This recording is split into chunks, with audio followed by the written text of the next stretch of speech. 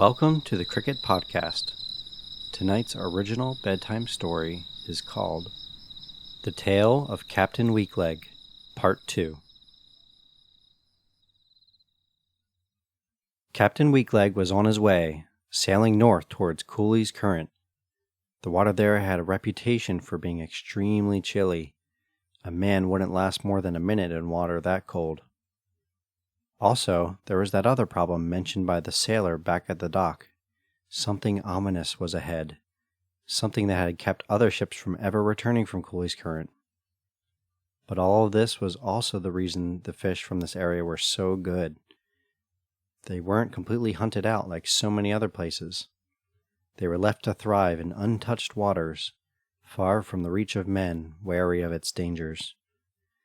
Despite all of this, after so many years of disappointing catches, the captain was captivated by the chance of finally hitting it big and bringing home a literal boatload of the finest fish. Even though the captain was the only man on board, he wasn't too lonely. He would talk regularly with his pet Snowflake, a lop-eared bunny. Many days went by and slowly turned into weeks. By the flame of a hanging lantern, swinging by the motion of the waves, he lay in bed at night and spoke. "One more day, Snowflake. Then we should be within Cooley's current." Then he sneered. "Too bad you weren't a parrot. You could have held a more interesting conversation." Snowflake just blinked her bunny eyes slowly, then once more without opening them, feigning sleep.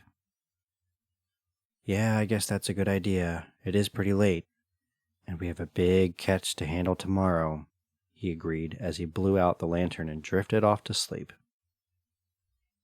In the middle of the night, the captain and Snowflake were both sleeping peacefully, when all of a sudden there was a room-shaking bump.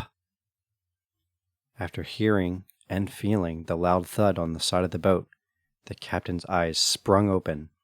He immediately jumped out of bed and ran up to the top deck to see what it was. As he summited the stairway, he looked out over the railing to the dark sea before him. The water was fairly still, and the moon's reflection was bending and shimmering off its rolling waves. He ran to the other side of the boat and gazed out. Nothing there either. There was an eerie silence on the ocean. He wasn't sure if he bumped something underwater, perhaps an old shipwreck, or maybe even some floating iceberg. But the water surrounding the ship looked clear of obstructions as far as he could tell in the pale moonlit night. He headed back down to his bunk. Snowflake was still in deep sleep. Captain Weakleg rested his head on his pillow and closed his eyes. As much as he tried to put it out of his mind, he couldn't help but entertain the idea that there may be something else in the water. Something that the sailor back at the docks had feared. Something dangerous. The next morning, the captain awoke to a fresh ocean scent, similar to the smell before a gentle rain while back on land. He immediately got to work, ready to fish. Snowflake was brought up to the main deck in her cage, and the captain made sure to rub her head for good luck before he dropped each net down into the icy blue water. And guess what happened? Every net he pulled up was overflowing with the largest, finest-looking fish you've ever seen. The captain was so exuberant with each catch, he was starting to dance around the deck while working. After a long day of pulling up net after net, his storage area was filled to the brim. He couldn't believe it.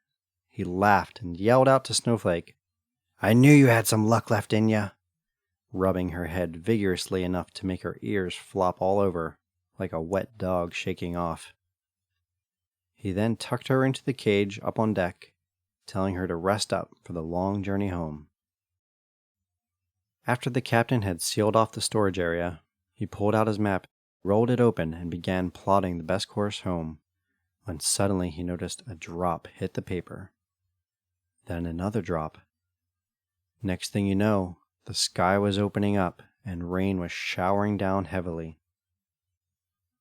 As the sun set, the rain seemed to only get stronger and stronger. The captain figured he would wait until the storm was over to head home, but the peaks of the waves were getting higher and higher. Soon they were smashing the side of the boat with a loud smack. As the storm worsened, so did the captain's ability to balance. He was starting to live out his name again, tumbling across the deck with each swell. Into the night, the waves were now hurtling over the sides of the boat and crashing onto the deck. Captain Weakleg staggered over and took the ship's wheel. He tried to maneuver the best he could to keep the enormous ship from capsizing. That's when he heard the terrible sound.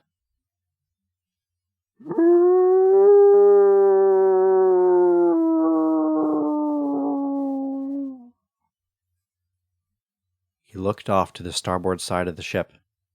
Through the hammering rain and the light of the moon, a giant head was rising out of the water with 2 glowing yellow eyes, hot as fire. Then all around it, up came 8 waving arms like giant snakes slithering in air. The giant octopus slopped his tentacles down hard onto the ship. They made the sound of the largest wet mop to ever hit the deck. One of them writhed its way to the captain's leg, twirled around it tight, and pulled. Captain Weakleg gripped the ship's wheel and held with all his might, determined to not let the octopus pull him overboard. But his strength failed him, and his wet hands began to peel away from the pegs of the wheel. Finally, he could hold on no more, and he was ripped from the wheel and slid along the deck toward the railing. He kicked and grasped, but it was no good. He was going to be in the freezing water within a matter of seconds. Out of the corner of his eye, he could see he'd be sliding past Snowflake's cage while on his way to the railing. He knew he only had one chance at this. In the split second that he went by, he quickly reached out and unlatched the door of Snowflake's cage. He could only muster out a terrified, "Help!" In a flash, Snowflake leapt from her cage onto the captain's leg that was still being towed by a tentacle. The octopus opened his burning eyes wide with fear, having never seen such a strange creature before. Snowflake opened her mouth wide and bit down hard on the octopus's arm. Another great groan was let out from the ocean.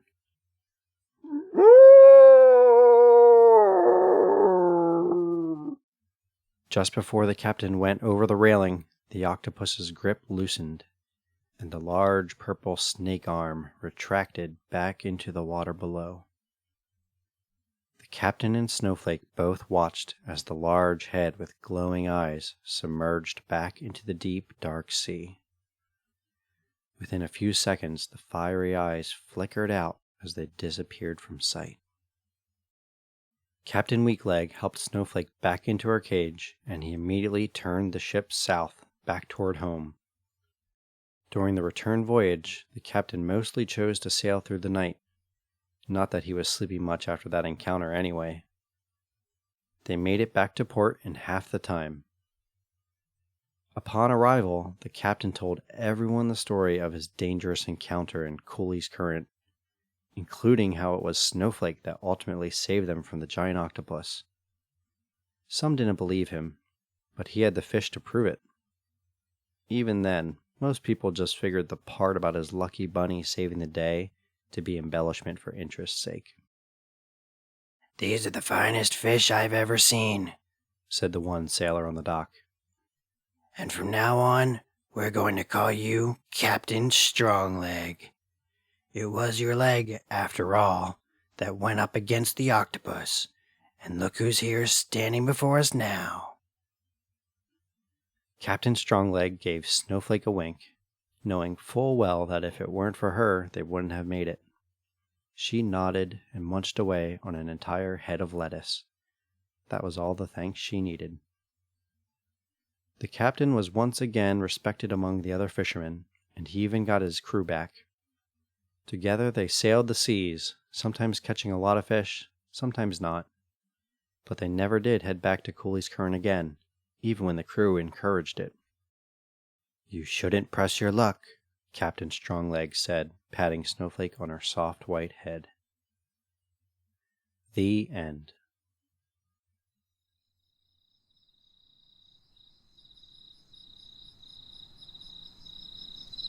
You just heard the original bedtime story, The Tale of Captain Weakleg, Part 2, on the Cricket Podcast. To hear more stories like this, please subscribe at thecricketpodcast.com. Thank you for listening, and sweet dreams.